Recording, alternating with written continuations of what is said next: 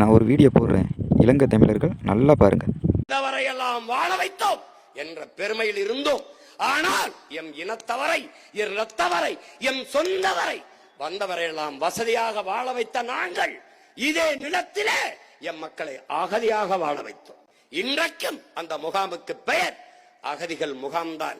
பீகாரியன் இடம் வாங்கலாம், குஜராத்தியன் வாங்கலாம், உத்தரப்பிரதேசம் வாங்கலாம், மராட்டியன் வாங்கலாம், எல்லாரும் ஆஸ்திரேலியன், ஆப்பிரிக்கன், அமெரிக்கன் எல்லாம் இந்த நிலத்திலே இடம் வாங்க முடியும்.